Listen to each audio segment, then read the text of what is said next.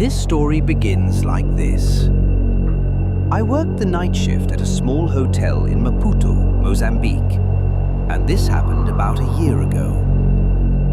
Since that night, I can't stop thinking about what happened. The memory still scares me, and it sends shivers down my spine every time I relive it. Back then, I had no idea what that man was trying to do or what his plan was.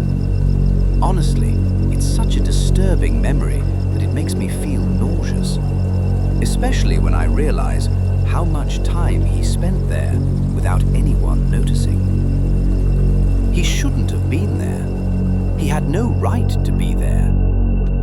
The hotel was small and simple, only 3 floors, around 40 rooms in total.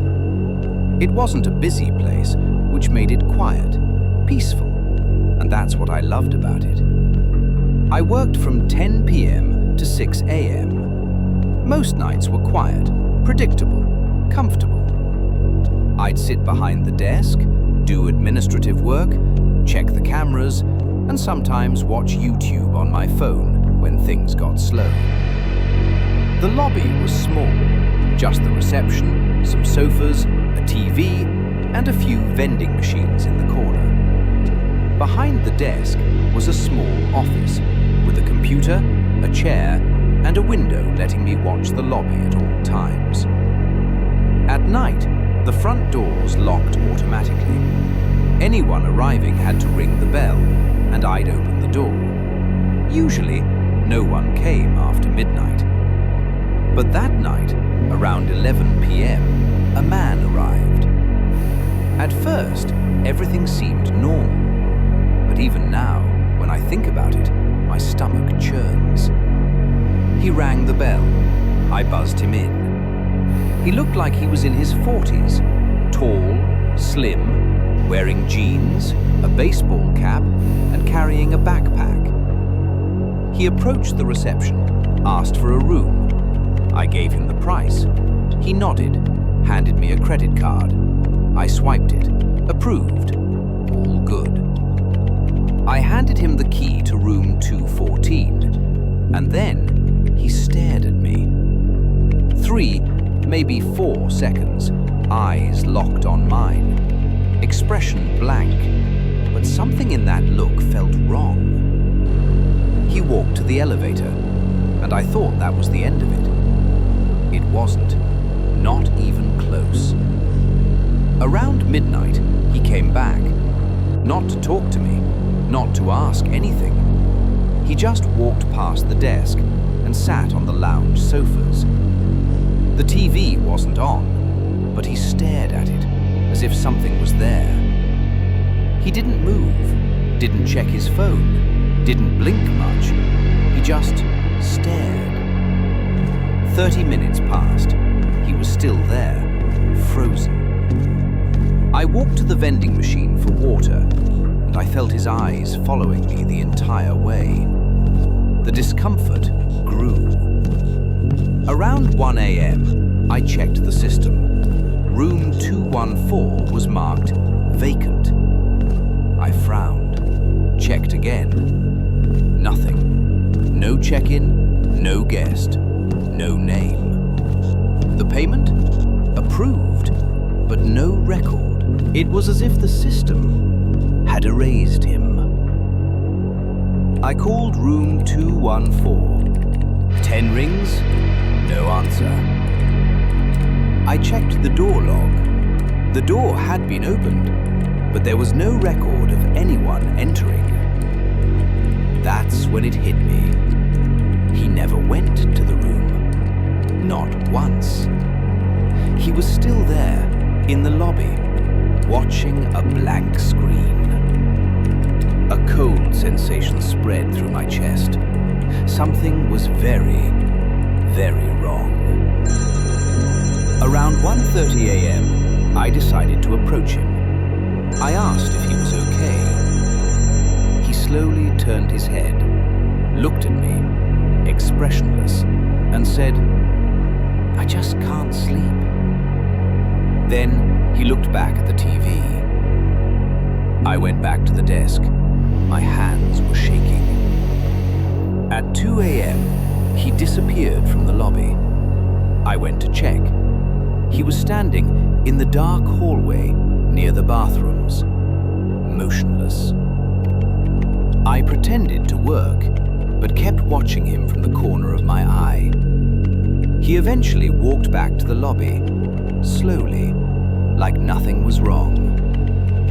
I called my manager, told her everything. She sounded tired, told me to keep an eye on him and call the police if he did anything else.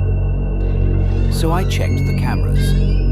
He was in the hallway again, walking to the emergency stairs, and just standing there for minutes.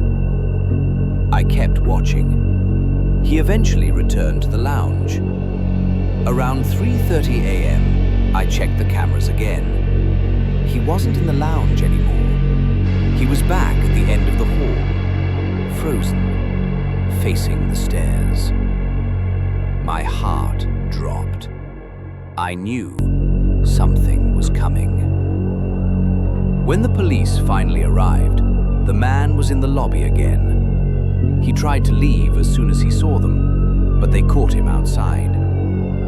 Inside his car, they found several notes, detailed notes, times, dates, descriptions of my routine. He had been watching me for nights, writing down everything I did. He was arrested for stalking and invasion of privacy. I finished my shift trembling, feeling sick, feeling exposed. The idea that someone was watching me without me knowing for so long terrifies me.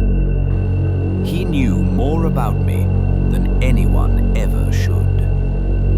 And the worst part is, even today, I still wonder how many people like him are out there right now, watching someone, waiting for the perfect moment.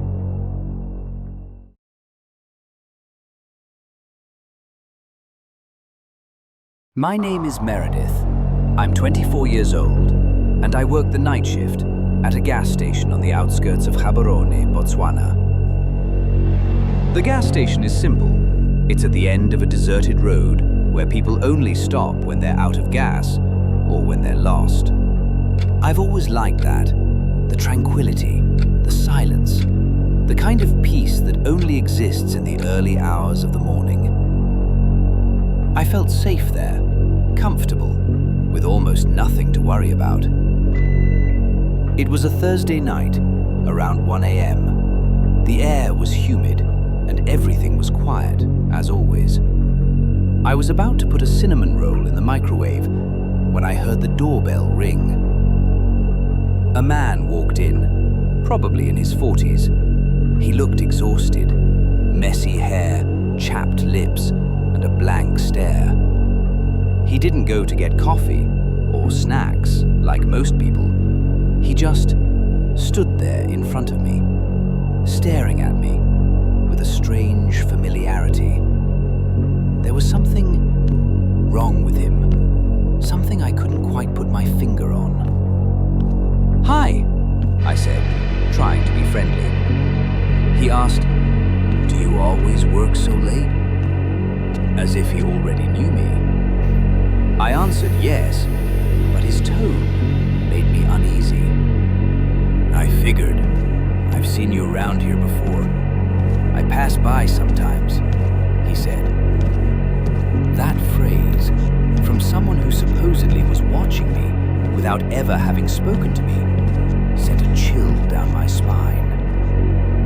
He said his name was Paul, and he commented on my handwriting. He said he noticed what I wrote on the whiteboard. "You don't draw circles, you draw small strokes. It's very specific, very careful," he said. That wasn't a compliment. It was an observation that was too intimate, too strange. He left soon after, disappeared into the darkness of the night, but the feeling that he was watching me didn't disappear with him.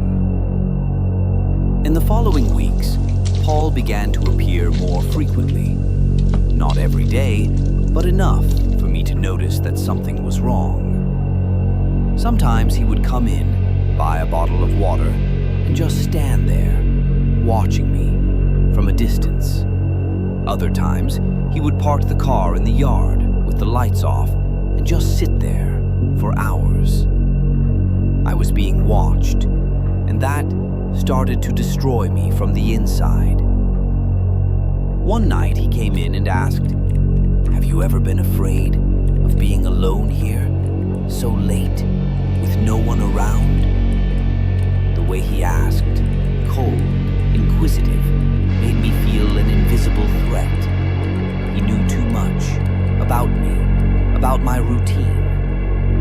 I started keeping an iron bar under the counter, locking the curtains in my apartment, and even keeping the bathroom door closed all the time, even when I was alone. I knew it wasn't normal, but every time he showed up, the feeling got worse.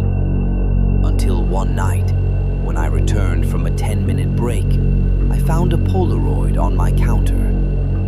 It was a photo of me from that same night, while I was filling up the water tank behind the gas station. The photo was very close, as if he were behind me when he took it.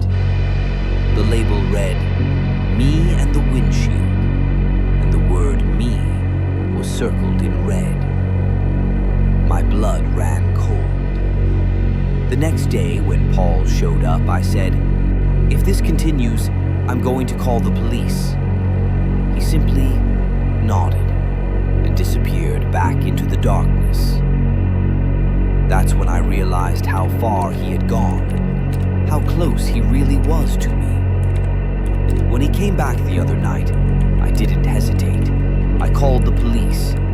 They searched his car and found detailed notes about my routine, my schedule, my clothes, the places I walked. He had been watching me for weeks.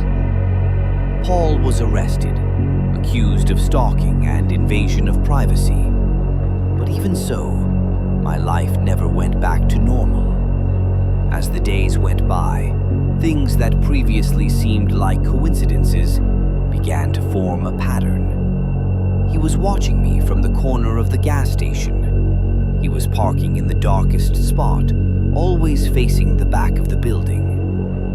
And even after the police took him away, I could still feel his presence. Sometimes, late at night, I would hear a car parked in the yard with its lights off, and my heart would race. I froze, waiting to see if it was him, even knowing that it shouldn't be. They transferred me to another station, 2 hours away from there. A relief, but the feeling of being watched never went away.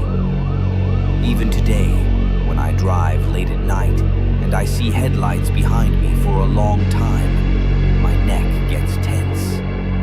Sometimes I think about the way Paul used to say my name, as if he had rehearsed it, as if he always knew exactly how to make me uncomfortable. The experience is over, but the feeling remains. And maybe he wasn't the only one. My name is Daniel. I'm 29 years old, and I work the night shift at a small motel in rural Limpopo, South Africa.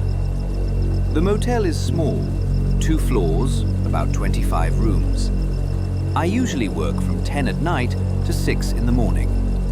The place isn't very busy, and honestly, I like it that way. Night traffic is rare. Most people who stop by are just exhausted travelers looking for a few hours of rest. The quiet has always been a kind of relief for me. Just me and the darkness. At least, that's how it used to be. Until that night. I was behind the reception desk, fiddling with the computer, checking guest records, reviewing the security cameras. The hum of the air conditioner filled the empty space. The usual sounds, creaking doors, the heater clicking on, the ventilation humming, all familiar. But something felt different. A strange sensation I couldn't explain. Around 2 in the morning, the bell rang. I got up, walked to the counter, but no one was there. The lobby was empty. The road outside was completely deserted, not a single car. I stood there for a few seconds, listening to the echo of the bell in my head. Maybe a prank, maybe an animal. I tried to shake it off. Then, the bell rang again. This time, when I reached the reception, I saw him. A tall man, dark-skinned, standing perfectly still, staring at me with a strange smile. Leather jacket, dark pants, and no luggage. Something about that chilled me. He looked at me for a few seconds before speaking. "Do you always work this late?" The way he said it made my skin crawl, like he already knew the answer. I just nodded. "I've passed by here before," he said. "I remember you. I saw you looking at the clock." The discomfort growing inside me intensified. He didn't seem in a hurry to check in. He was just watching. Trying to stay professional, I asked if he needed a room. He said he did. Traveling for business, needed rest. I offered him room 213. He stared at me, then at the keycard, as if he was studying me, evaluating me. Finally, he took the card and walked toward the elevator without a word. I watched him leave and tried to return to normal, but something in my gut wouldn't settle. About 30 minutes later, he came back down. No luggage. He walked into the lounge area and sat facing the blank TV. Not resting, not distracted, just sitting, staring. Another 30 minutes passed. Still no movement, no phone, no book, just that blank stare. I went to grab a drink from the vending machine. As I walked through the lobby, I felt his eyes on me. I didn't need to look to know it. That cold sensation crawled along my spine. I returned to the desk, but the feeling wouldn't go away. By 3 in the morning, I checked the security cameras again, hoping to calm myself. What I saw only made things worse. The man was in the hallway, walking slowly toward the emergency stairs. He stopped at the very end and just stood there for several minutes, like he was waiting. He turned, walked back to the lounge, sat again. I called my manager and explained everything. She told me to stay calm and call the police if anything else happened. I kept my eyes on the cameras. Around 3:30, I checked again. He wasn't in the lounge anymore. He was back at the end of the hallway, motionless. That was the moment I knew something was deeply wrong. When the police arrived, the man was in the lobby again. He tried to slip out when he noticed them, but they caught him. They searched his car. Inside, they found several notes. Pages filled with times, details, patterns, my routine. Written down, night after night. He had been watching me for a long time. He was arrested for stalking and invasion of privacy. I trembled through the rest of my shift. That feeling, being watched without knowing it, is something I still struggle to shake off. He knew more about me than anyone ever should. And the worst part? I still wonder how many people like him are out there right now, silently watching, waiting for the right moment to act.